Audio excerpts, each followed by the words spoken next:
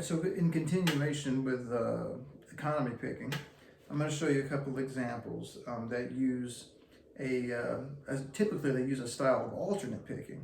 So this pentatonic type of playing where you play two notes on every string, things like you can play those just as fast as you can with up, down, up, down, up, down, up, down. But there's actually a more efficient way to play it if you want to. And honestly, because of the mechanic of the alternate pick is so good, and it's pretty efficient for just two notes on every string.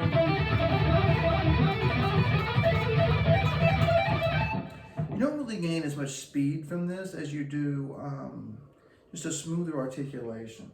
So, if you took that's the first measure of this example, you could have up, down, down, up. Up, down, down, up, up, down, down, up.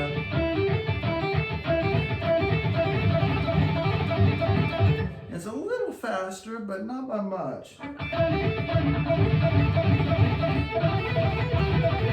And I feel like it's kind of harder to shift and play because the movement in the right hand is not quite connected to the left the same way that the straight alternate picking was. But at the same time, it's a little faster maybe, and it's a smoother sound, so it's a different sound. So it's good to learn different things that give you different sounds.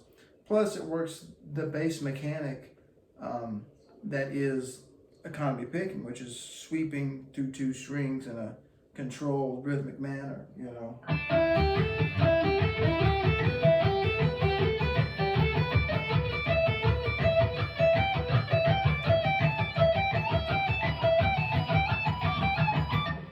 So yeah, it's really good to practice those. And the biggest problem with this, some example like this I would be like the shifts between the positions. So just work like on two adjacent positions at once, go back and forth.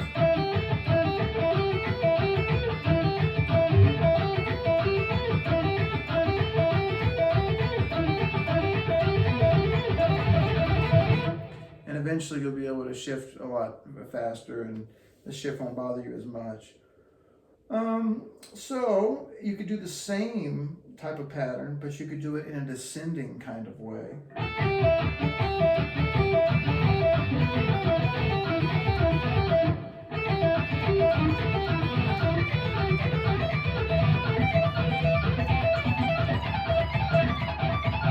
And to me, it was a lot harder because there's two muscles that you have in your hands.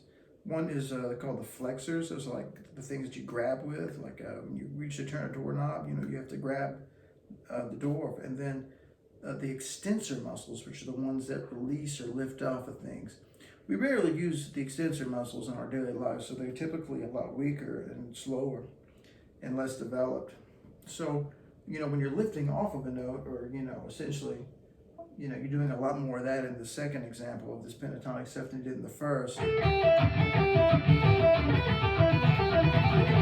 It's hard to play it as fast, honestly. It's one of those things I kind of struggle with.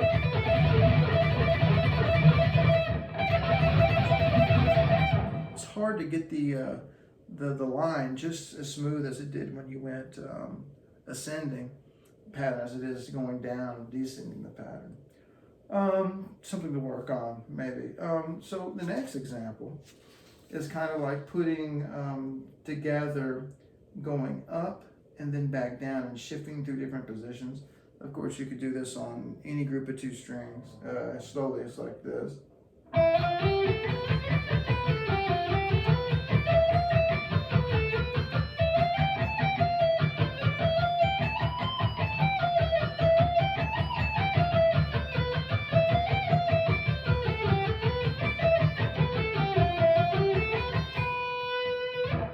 Quicker. 1, 2, 3, 4.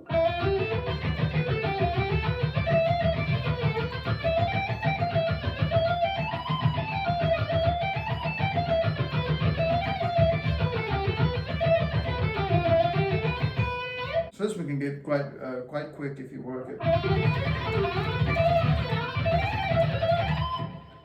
It's pretty quick once you get it going.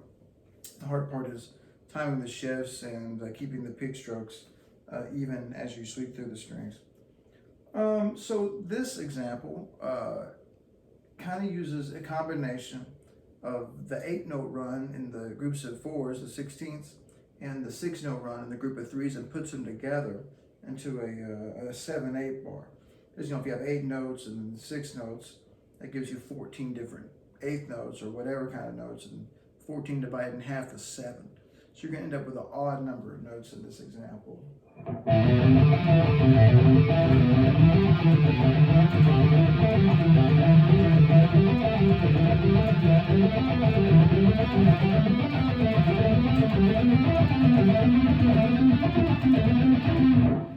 little faster.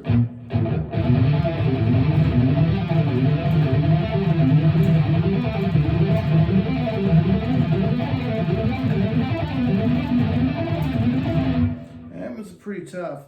It's a good pattern though to get down, because you think, oh, when am I going to play in 7/8 or 7/4 long enough to do that? Well, the trick is you don't really have to. You can do this thing called a hemiola, and what a hemiola is when you play in a certain meter, but you displace the accents in a different kind of regularity. So let's say we're in 4/4. We have 8 eighth notes in a measure, but we want playing patterns that use 7. So it's like every measure, it feels like we're rushing ahead of 8th notes. So if I counted like that, it'd be like 1, 2, 3, 4.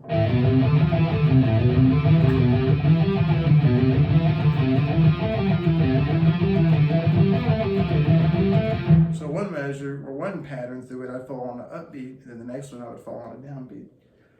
Of course, you would want to probably work that pattern, on the G and the B string,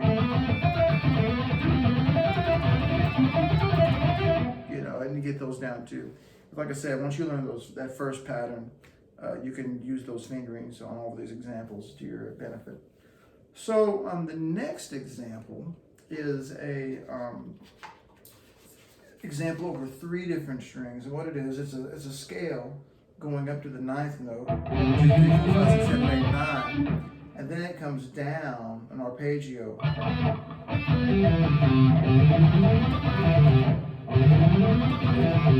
Slower.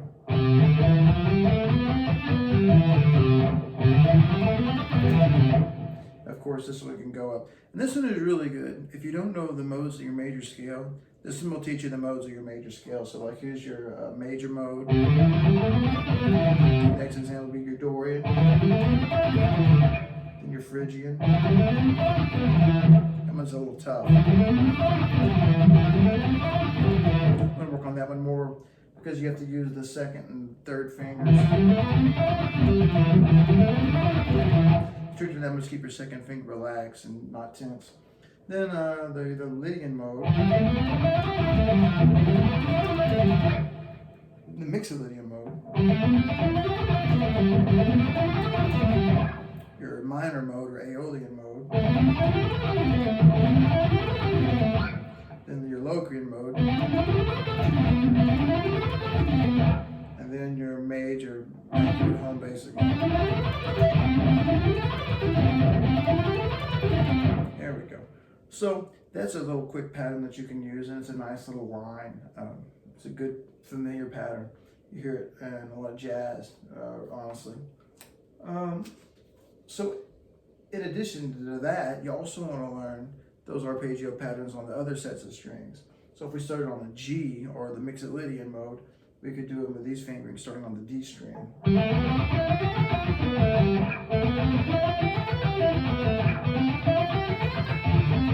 And on that one, on that B, on that Locrian, notice I bar the first finger on the 10th fret on the way back down. And then same thing on that one, on the major. And that one's a little tricky. You have to shove your 3rd finger back in there pretty quickly. It's the Phrygian mode. And then The Ligon mode there on the F is another one you want to bar the first finger going back down the arpeggio.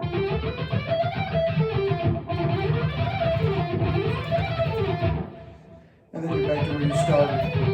And then you can also play it on the G strings. So you start on the major. So there's one that I had to use a bar with the third finger going back down. And then the E. Once again, I use my fourth finger there. Descending on the arpeggio there, the fourth finger. Then the F, Lydian. And then the Mixolydian. Minor. And the Locrian. That one is kind of a scrunched up bundle of fingers there, so you got to work that on a little more. So the next example is good because you can use it for triples of the same kind of idea where you go up a scale and down an arpeggio.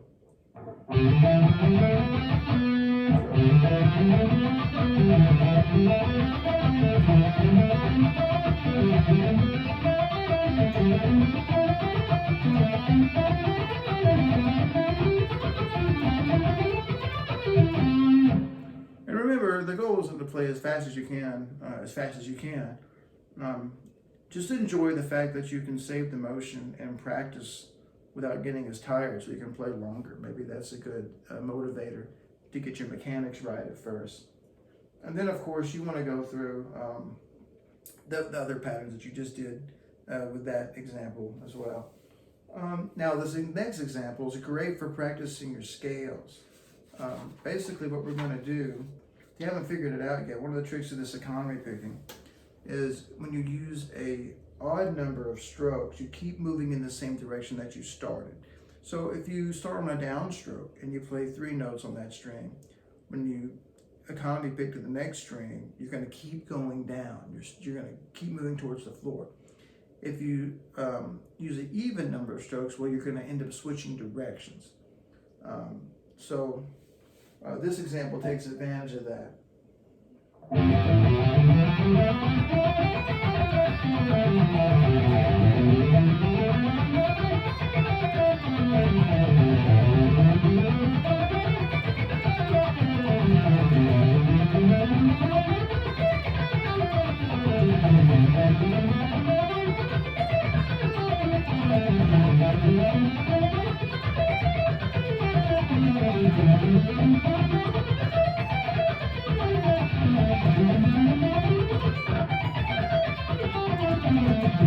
You know, so you can get through your scales pretty easily and quickly and efficiently like that.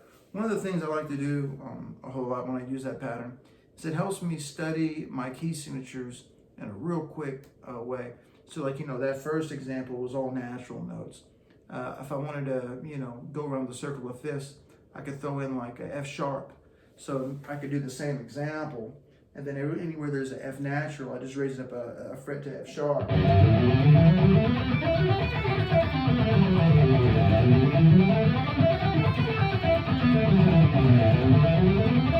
And so forth, right? And then if I wanted to go, you add another sharp, and then F and C sharp both. And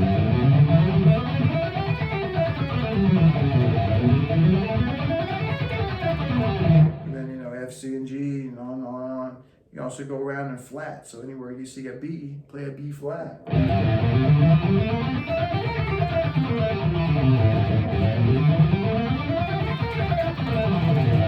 And you can really speed those up and shred those, which means you can get through your scales in a hurry.